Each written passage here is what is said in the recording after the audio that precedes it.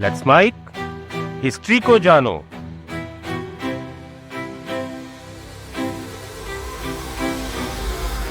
Imagine करो कि एक रिवोल्ट होता है। देश का एक बहुत बड़ा हिस्सा इस रिवोल्ट का पार्ट बनता है।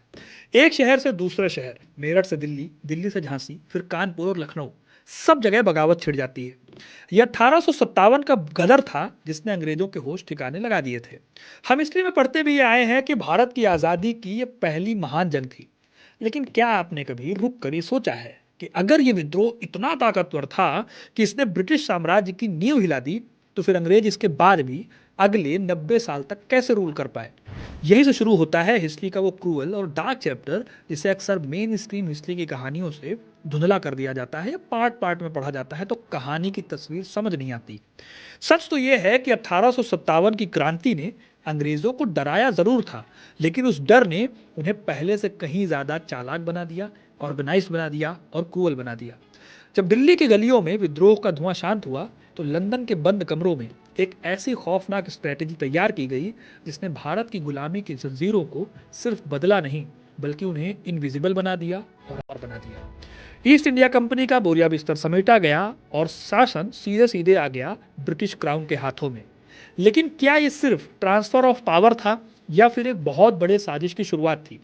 इसी दौर में वो नीतियां बनी जिन्होंने हमारी सोसाइटी को जाति और धर्म के खानों में ऐसे बांटा कि जिसका दंश हम आज भी झेल रहे हैं। सेना के ढांचे से लेकर रेलवे की पटरियों तक और शिक्षा की किताबों से लेकर एडमिनिस्ट्रेशन के दफ्तरों तक, सब कुछ एक नए किस्म के मेंटल और स्ट्रक्चरल टॉर्चर के लिए तैयार किया गया। आज हिस्ट्री कनेक्ट पर हम इतिहास की उन फाइलों को खोलेंगे जो आपको बताएंगी कि कैसे 1857 के बाद अंग्रेजों ने भारत को एक सोने की चिड़िया से बदलकर अपनी फैक्ट्री का गोदाम बना दिया। वो कौन सी ऐसी चालें थी जिन्होंने हमारी एकता को हमेशा के लिए खंडित कर दिया? तो आज इस वीडियो को पूरा एंड तक जरूर देखिएगा, क्योंकि अपना इतिहास नहीं जानोगे तो खुद को कैसे पहचानोगे। साल 1857 का विद्रोह जब खत्म हुआ तो अंग्रेजों को एक बात समझ आई, अगर भारत जैसे बड़े और डाइवर्स देश पर रूल करना है तो सिर्फ आर्मी की जोर जबरदस्ती नहीं चलेगी। ज़रूरत होगी एक नई और चालाक स्ट्रेटजी की, जिससे कि भारत पर शासन भी किया जा सके और गुलामी का ऐसा स्ट्रक्चर भी खड़ा किया जाए जिससे लोगों को कम से कम पता चले कि उनके शोषण के पीछे जिम्मेदार कोई और नहीं बल्कि गोरे अंग्रेज हैं। इसी थॉट प्रोसेस के साथ उन्होंने भारत की सोसाइटी, पॉलिटिक्स और इकोनॉमी के साथ साथ कल्चर पर भी अपना असर डालना शुरू किया। सबसे पहले ध्यान दिया गया एडमिनिस्ट्रेटिव ढांचे पर, क्योंकि ये वो हिस्सा है जिसे ठीक करके अपने रूल को और भी ज़्यादा मजबूत किया जा सकता था। ब्रिटिशर्स ने एडमिनिस्ट्रेशन को सुधारने के लिए सबसे पहले 1858 में ब्रिटिश पार्लियामेंट ने गवर्नमेंट ऑफ इंडिया एक्ट 1858 पास किया। इस एक्ट के तहत ईस्ट इंडिया कंपनी का रूल खत्म किया गया और भारत पर शासन करने की सारी जिम्मेदारी ब्रिटिश क्राउन के हाथों में दे दी गई। इसका मतलब यह था कि ईस्ट इंडिया कंपनी का शासन अब खत्म और कोई छोटा मोटा बदलाव नहीं था। ये ईस्ट इंडिया कंपनी एक ट्रेडिंग कंपनी थी जिसकी पॉलिसीज बदलती रहती थी, लेकिन अब यह शासन सीधे सीधे महारानी के पास आ गया। 1876 में बकायदा दिल्ली दरबार लगाकर उन्हें भारत की महारानी भी बनाया गया। इसके साथ ही पहले जो गवर्नर जनरल की पोस्ट होती थी उसे अब वायसराय की पोस्ट से रिप्लेस कर दिया गया। वायसराय का मतलब होता है रिप्रेजेंटेटिव ऑफ क्राउन। इसके तहत लॉर्ड कैनिंग पहले वायसराय बने। हिस्टोरियन बिपिन चंद्रा अपनी किताब मॉडर्न हिस्ट्री ऑफ इंडिया में लिखते हैं कि 1858 के एक्ट ने भारत के एडमिनिस्ट्रेशन को पूरी तरह से ब्रिटिश सरकार के कंट्रोल में ला दिया। ये कंपनी के शासन की समाप्ति और ब्रिटिश क्राउन की डायरेक्ट रूल की शुरुआत का सिंबल था। प्रशासन को बदलने के बाद जो दूसरा सबसे बड़ा स्टेप लिया गया या बदलाव किया गया वो था आर्मी के स्ट्रक्चर को बदलना। अब आपको पता है कि 1857 का विद्रोह शुरू हुआ था सैनिकों के द्वारा। मेरठ की छावनी से विद्रोह शुरू हुआ था। जाहिर है कि अंग्रेजों को यह बात समझ में आई। विद्रोह से पहले तक भारतीय सैनिकों पर ब्रिटिश सेना की काफी डिपेंडेंसी थी। 1857 में बंगाल आर्मी में इंडियन सैनिकों का रेशियो बहुत ज्यादा था। इसका डर अंग्रेजों को लगने लगा कि कल को अगर विद्रोह हुआ तो विद्रोह को दबाने में उन्हें काफी दिक्कतें आएंगी। इसीलिए ब्रिटिश हुकूमत ने सबसे पहला काम शुरू किया इंडियन और ब्रिटिश सोल्जर्स के बीच के गैप का। धीरे धीरे ब्रिटिश सोल्जर्स की संख्या को बढ़ाया गया और इंडियन सोल्जर्स की संख्या को कम किया गया। जो इंपॉर्टेंट जगह थी सेना में उन तक इंडियंस की पहुंच को कम कर दिया गया, जैसे कि तोपखाना को पूरी तरह से यूरोपियन सोल्जर्स को दे दिया गया। उसके बाद सैनिकों को अब जाति, धर्म और एरिया के हिसाब से बांटा गया। यहाँ से आर्मी में दो रेसेस निकाली गई, एक मार्शल रेस, दूसरी नॉन मार्शल रेस। इसमें गोरखा, सिख और पठान जैसी जातियों को मार्शल रेस कहा गया, जबकि बंगाल, बिहार और अवध के सैनिकों को नॉन मार्शल रेस कहा गया। इंटरेस्टिंग बात यह है कि ऐसा इसलिए किया गया क्योंकि इन्हीं क्षेत्रों से, नॉन मार्शल वाली क्षेत्रों से 1857 में सबसे ज़्यादा विद्रोह हुआ था।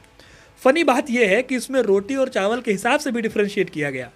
Rice eating people were classified as non martial race और रोटी खाने वाले लोगों को मार्शल रेस की कैटेगरी में रखा गया। इसके पीछे की नीयत के बारे में इतिहासकार सुमित सरकार अपनी किताब मॉडर्न इंडिया में बताते हैं कि उनके हिसाब से सेना का रीऑर्गेनाइजेशन फूट डालो शासन करो की पॉलिसी का सबसे क्लियर कट एग्जाम्पल था। इस तरह जिस आर्मी ने अंग्रेजों को करीब 1 साल तक विद्रोह को दबाने नहीं दिया और अंग्रेजों की कमर तोड़कर रख दी, उस सेना की नाक में नकेल डालने के लिए ये सारा का सारा झमेला किया गया। लेकिन विद्रोह सिर्फ सैनिकों ने तो किया नहीं था। इस विद्रोह में रानी लक्ष्मीबाई जैसी वीरांगनाएं, कुंवर सिंह, तात्या टोपे जैसे वीरों ने भी विद्रोह का बिगुल बजाया था। ये सभी लोग राजघरानों से जुड़े थे। इन राजघरानों के पास भी अच्छी खासी ताकत थी। यही वजह है कि इंडियन प्रिंसेस और किंग्स को लेकर भी पॉलिसी में चेंज लाया गया।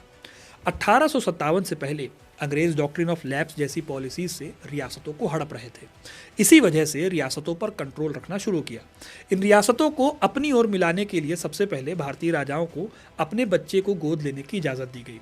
वायसराय लॉर्ड कैनिंग ने इसको लेकर कहा कि कई भारतीय राजा तूफान में ब्रेक वाटर का काम करेंगे।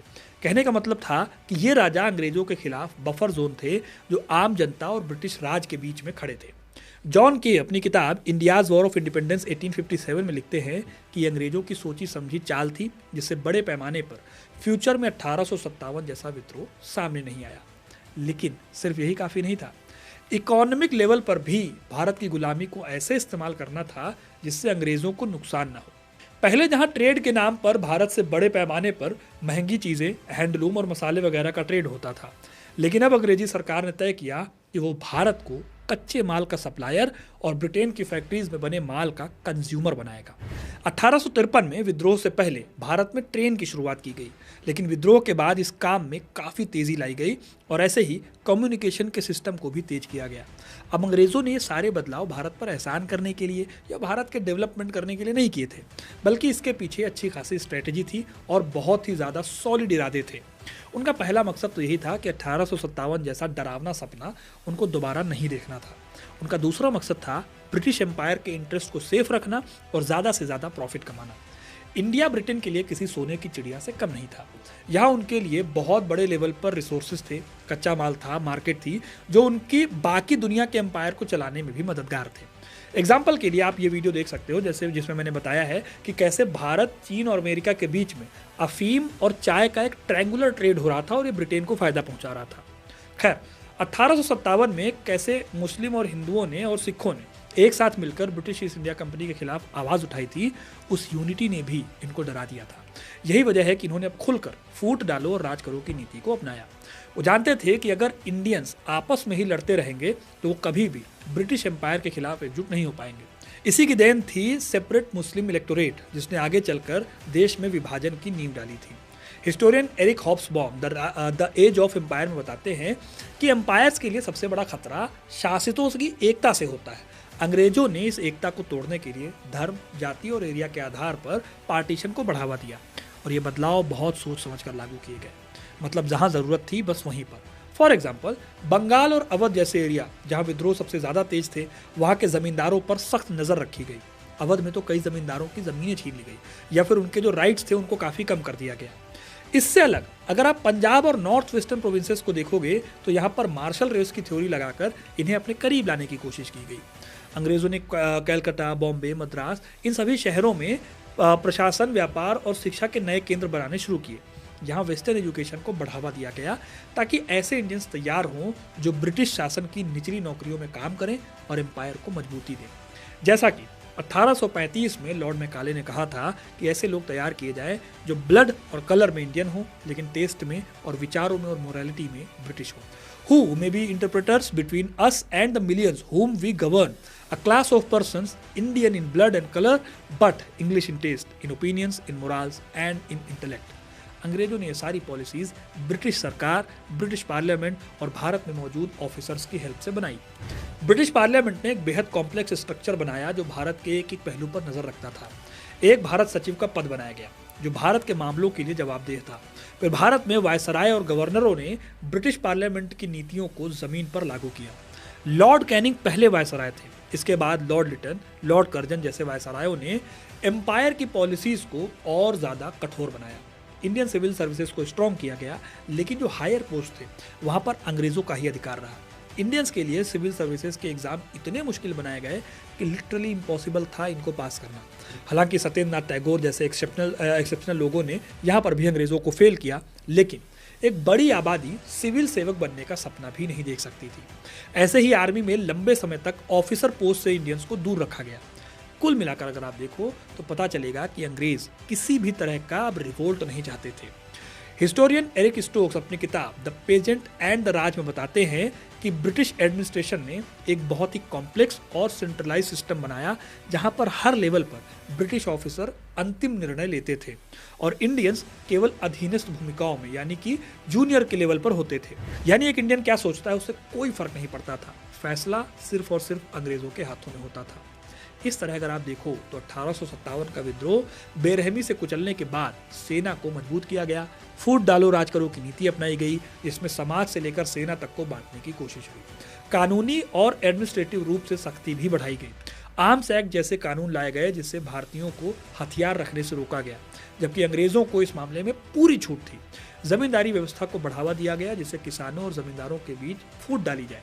जस्टिस सिस्टम को भी अंग्रेजों के हित में ढाला गया। जानबूझकर हिंदू मुस्लिम तनाव बढ़ाया गया। त्योहारों, परंपराओं और इतिहास को तोड़ मरोड़ कर पेश किया गया। मुस्लिम लीग को बढ़ावा देकर कांग्रेस से मुसलमानों को अलग करने की कोशिश की गई। इतिहासकार पॉल ब्रास कहते हैं कि अंग्रेजों ने सोसाइटी की दरारों को गहरा करके अपने शासन को आसान बनाया। भारत को इकोनॉमिक रूप से बस कच्चे माल का सोर्स बनाकर रख दिया गया। कैश क्रॉप्स को बढ़ावा देकर किसान ब्रिटिश जरूरतों पर निर्भर हो गए। रेलवे भी माल ढुलाई के लिए ही बनाई गई थी। और ये सब करते हुए अंग्रेजों ने क्या प्रचार किया कि वो भारत को सभ्य बना रहे हैं, सिविलाइज बना रहे हैं। उस भारत को जहां वो जहांगीर के शासन काल में बस एक ट्रेडर बनकर आए थे, लेकिन उनकी चालाकियों ने भारत को मानसिक, सांस्कृतिक और आर्थिक रूप से गुलाम बना दिया। तो कुल मिलाकर अगर आप देखो तो 1857 का विद्रोह या भारत की आज़ादी की पहली लड़ाई सिर्फ एक घटना नहीं थी। यह ऐसा मोड़ था जिसने ब्रिटिश राज के कैरेक्टर को हमेशा के लिए बदल दिया। अंग्रेजों ने इस विद्रोह से सीखा, पर उनके सीखने का मतलब था हमारी गुलामी को और चालाकी से मजबूत करना। उन्होंने सीधे फोर्स के इस्तेमाल के साथ साथ फूट डालो और राज करो की नीति को अपनाया। रामचंद्र गुहा अपनी किताब गांधी बिफोर इंडिया में लिखते हैं कि 1857 के बाद का ब्रिटिश राज पहले से कहीं ज्यादा ऑर्गेनाइज्ड, पहले से कहीं ज्यादा सेंट्रलाइज्ड और भारतीयों को साइकोलॉजिकल रूप से कमतर महसूस कराने वाला था।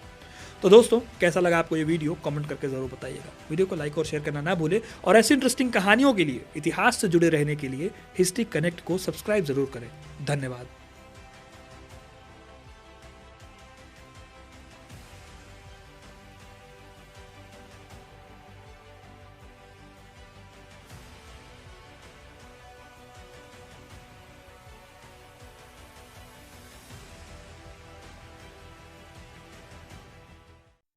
आप सुन रहे थे let's mind more than radio. Follow कीजिए हमें हमारे सोशल मीडिया प्लेटफॉर्म्स पर।